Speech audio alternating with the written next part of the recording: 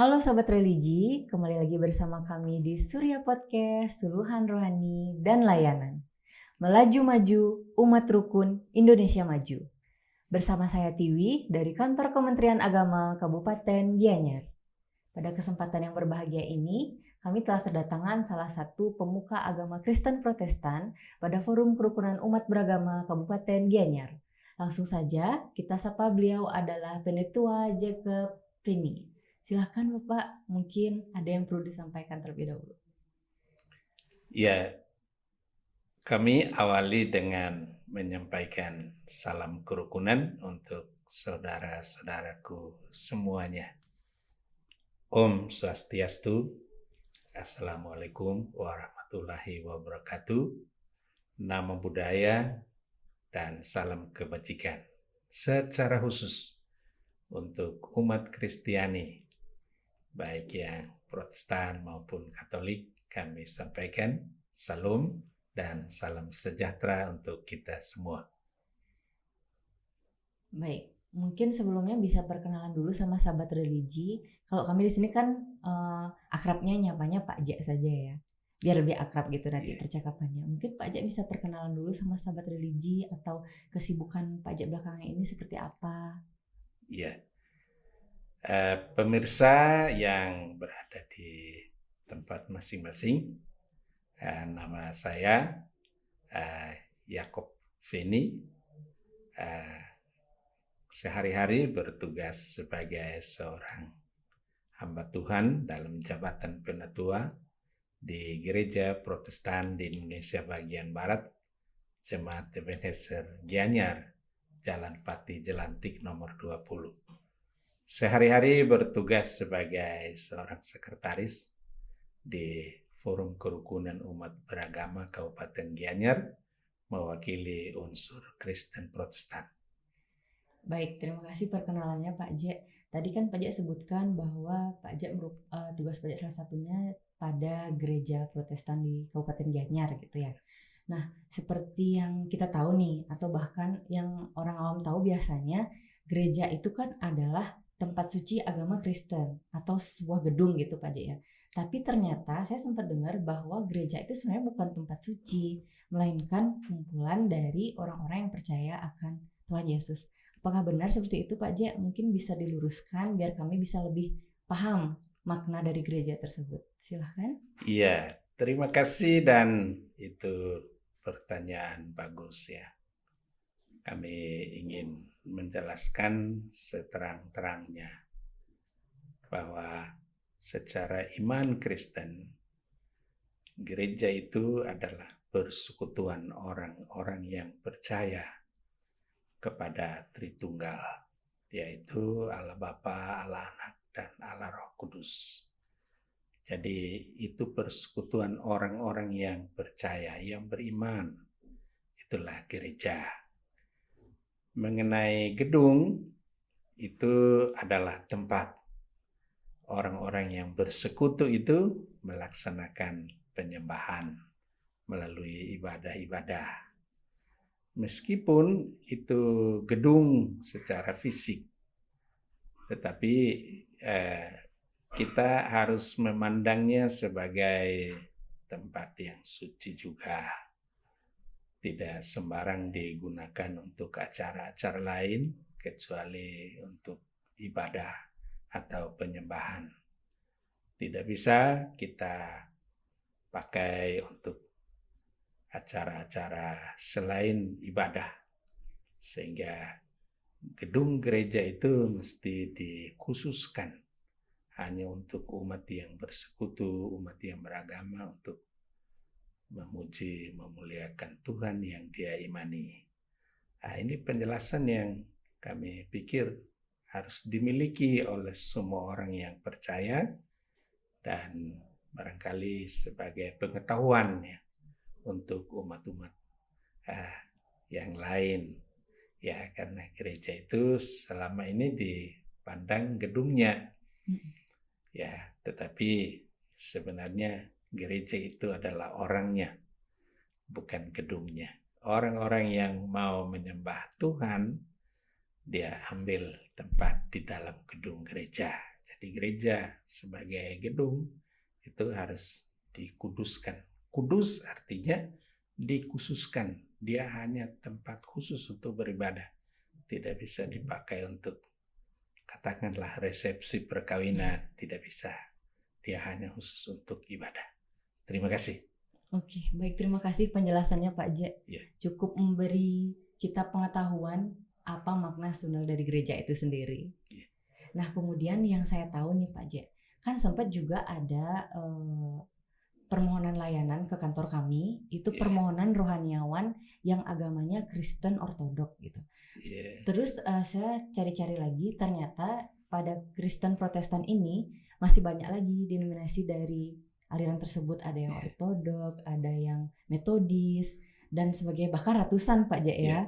Nah, itu bisa dijelaskan tidak mengapa bisa ada banyak aliran tersebut? Apa yang membedakan? Iya. Terima kasih untuk pertanyaan ini. Memang ini fakta bahwa gereja pada mula-mulanya itu tunggal yang disebut dengan Katolik. Katolik itu dalam bahasa lain itu artinya umum. Jadi sejak adanya gereja pada zaman Kekaisaran Romawi itu gereja itu tunggal, Katolik. Tetapi dalam perjalanan gereja abad ke-15 itu terjadi pemisahan.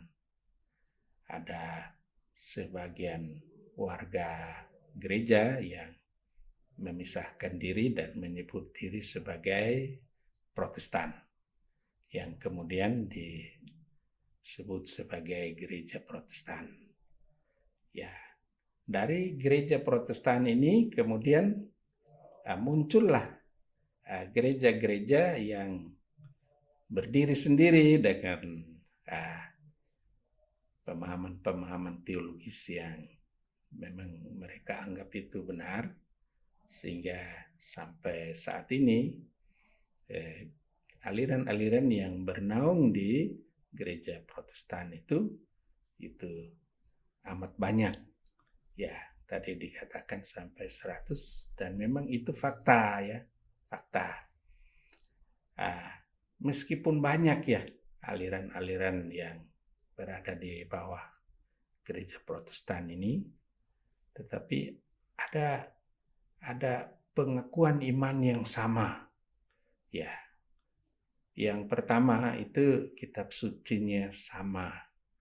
Ya, jumlah kitabnya 66 sama. Perjanjian lama itu sama. Dan perjanjian baru juga sama kitabnya. 39 dan 27. Itu Alkitab itu kumpulan kitab-kitab yang jumlahnya 66 itu. Semua aliran itu menggunakan Alkitab itu. Tidak dikurangi, tidak ditambah, itu persamaan. Persamaan berikut itu pengakuan iman. Saya percaya kepada Allah Bapa. Saya percaya kepada Yesus Kristus. Saya percaya kepada Roh Kudus. Ketiganya yang esa. Nah, ini doktrin yang sama diakui oleh siapapun nama gerejanya. Alkitabnya sama, pengakuan imannya sama. Kemudian sedikit perbedaan itu ialah misalnya liturgi. Ya, dia cara beribadah itu mulai dengan doa kah, atau mulai dengan menyanyi, atau mulai dengan berkhotbah atau berdoa. Itu liturgi. Susunan acara di dalam ibadah itu memberi perbedaan-perbedaan. Kemudian tata ruang gereja juga memberi perbedaan-perbedaan. Ada yang di sentral itu salib, tapi ada yang sentral itu mimbar. Ya, kemudian pakaian liturgisnya juga bisa beda-beda. Tetapi ada satu hal yang lebih penting dari itu, ialah penjabaran pengakuan iman itu. Ya, jadi pengakuan iman itu lahir dari kitab suci, melahirkan pengakuan iman, Dan pengakuan iman itu melahirkan tanggung jawab dia sebagai umat Kristiani. Ya, karena tidak ada seorang pun yang percaya kepada Tritunggal yang tidak memperoleh keselamatan. Ya, karena firman bilang, siapa yang percaya kepada Yesus, dia tidak binasa, melainkan beroleh hidup yang kekal. Itu di Yohanes 3:16, karena begitu besar kasih Allah akan dunia ini, sehingga dia mengaruniakan anaknya yang tunggal, Yesus itu, supaya barang siapa yang percaya kepada dia, dia tidak binasa, tetapi beroleh hidup yang kekal. Ya, sudah dapat selamat dia, sudah selamat dia, tapi tidak bisa dia menikmati keselamatan itu untuk diri sendiri, tidak bisa. Dia harus mengerjakan sesuatu sebagai bentuk tanggung jawab sebagai orang Kristen di dunia ini. Karena orang Kristen percaya bahwa dia ditempatkan di dunia ini bukan satu kebetulan, tapi itu karena rencana Tuhan. Misalnya saya lahir di Timor, tapi besar di Bali. Saya percaya bahwa keberadaan saya di Gianyar bukan kebetulan, tapi betul-betul ditempatkan untuk satu, harus menjadi terang, harus jadi terang. Ya, harus jadi terang. Artinya di tengah-tengah dunia yang gelap ya, gelap ya. Di mana-mana ada kejahatan, di mana-mana ada korupsi, di mana-mana ada perselingkuhan, di mana-mana ada pencurian, pembunuhan, perzinahan. Saya dipanggil untuk hadir dan menjadi terang. Saya harus menunjukkan kepada orang lain bahwa istri saya satu aja. Istri saya juga harus menunjukkan bahwa suami saya hanya satu. Tidak ada simpanan di mana-mana, tidak ada peliharaan di mana-mana. Saya harus menjadi terang. Ya, untuk orang melihat bahwa itu orang Kristen. Ya, jadi tanggung jawab pertama itu ialah harus jadi terang. Yang kedua, harus jadi garam. Ya. Dimanapun kita ditempatkan harus membuat lingkungan itu enak. Ya, jangan kehadiran kita di suatu tempat kita jadi bau busuk gitu. Ya, nah, garam itu ialah mencegah kebusukan. Jadi garam itu hadir untuk memberi rasa enak. Ya, jadi dimanapun kami berada itu salah satu tanggung jawab. Dengan tetangga harus menjadi orang yang enak. Di kantor menjadi rekan yang enak. Di jalan raya saya harus menjadi orang yang enak, tertib lalu lintas. Ya, harus enak itu. Ya, tidak membuat orang lain tidak enak ya. Aduh, kalau dekat-dekat sama Pak Jack gitu, tidak enak itu. Ya, tapi kalau orang dekat dengan Pak Jack, Pak Yakob, enak. Saya merasa bahwa saya sudah membawa misi Tuhan. Yang ketiga, saya harus membawa damai. Juru damai, saya harus juru damai. Ya, tidak bisa saya hadir di satu tempat jadi biang kerok, biang keladi, biang kerusuhan, biang segala macam yang tidak mengenakan orang lain. Ya, jadi saya harus membawa damai. Damai dengan yang pertama-tama di rumah ya. Harus damai dengan suami. Harus damai dengan istri, damai dengan anak-anak ya. Damai dengan tetangga, damai dengan semua orang yang kita jumpai hari-hari. Ya, siapapun dia mau kaya atau dia mau sedang atau dia miskin, hadirkanlah damai. Ya, karena itu perintah Tuhan. Jadilah terang, kemudian jadilah garam, jadilah pembawa damai. Yang keempat, yang terakhir ialah bahwa sebagai seorang Kristen yang bertanggung jawab ialah katakanlah kepada orang lain saya Kristen dalam perbuatan. Ya, dalam cara berpikir, cara berkata-kata, cara berkelakuan. Ya, percuma saya gantung salib di sini ya, tapi omongan saya menyakiti hati orang. Percuma di mobil ada gantung salib, tapi saya di jalan saya melanggar lalu lintas. Ya, menyakiti polisi lalu lintas yang berdiri di situ. Nah, jadi saya harus menunjukkan bahwa tidak perlu saya mengaku-ngaku saya Kristen, tapi mulut saya diam, tapi kelakuan saya harus menunjukkan saya Kristen. Ya, pada akhirnya saya ingin menutup siaran rohani ini dengan memberikan kepada saudara-saudaraku seiman yang pertama, Injil Matius pasal 5:16. Dia katakan begini, hendaklah terangmu bercahaya di depan orang, supaya dilihat perbuatan baikmu untuk memuliakan Bapamu di sorga. Ya, jadi terang itu harus bercahaya, dilihat orang. Ya, beriman itu tidak dilihat, tetapi perbuatannya pasti dilihat. Ya, dan itu harus jadi terang. Dan yang terakhir, ayat yang terakhir itu kitab 1 Korintus pasal 15 ayat 58. Bunyinya begini, saya hafal betul. Berdirilah teguh. Ya. Jangan goyah. 2. Bergiatlah. 3. Selalu. 4. Dalam pekerjaan Tuhan. Jadi berpegang teguh, jangan goyah, karena hidup ini banyak badai.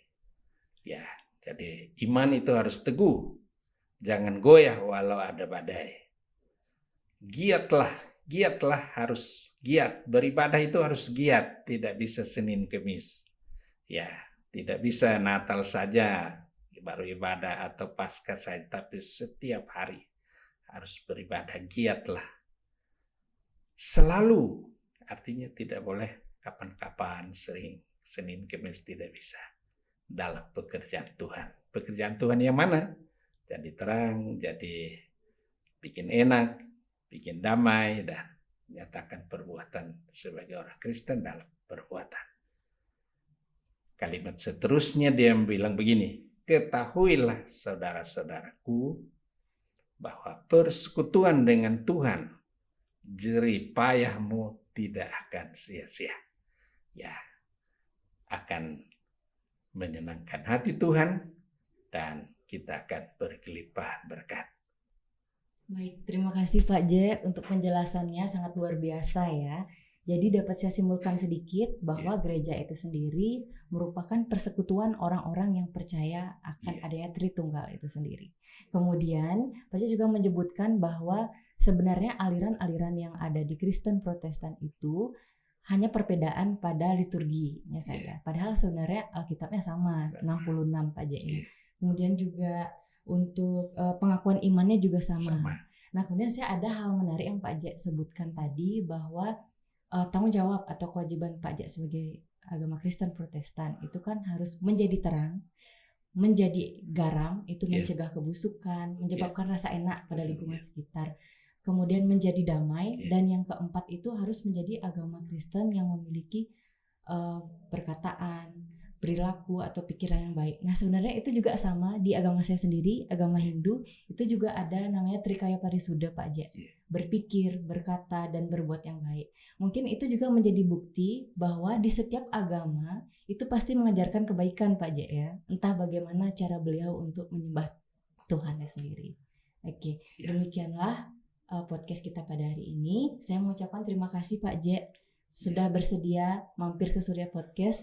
Mungkin juga di kesempatan berikutnya kita bisa ketemu lagi ya Pak J ya. Siap. Oke. Terima kasih juga untuk Kementerian Agama Kabupaten Gianyar dengan krunya yang sudah mengambil gambar siaran ini.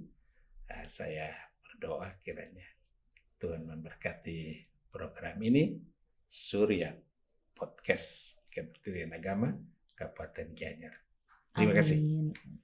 Baiklah sahabat religi, demikianlah podcast kita pada kesempatan pagi ini. Dan saya mohon maaf apabila ada kesalahan dan kami tutup dengan Parama Santi. Om Santi Santi Santi Om. Wassalamualaikum warahmatullahi wabarakatuh. Shalom, salam sejahtera untuk kita semua. Namo Buddhaya, salam kebajikan.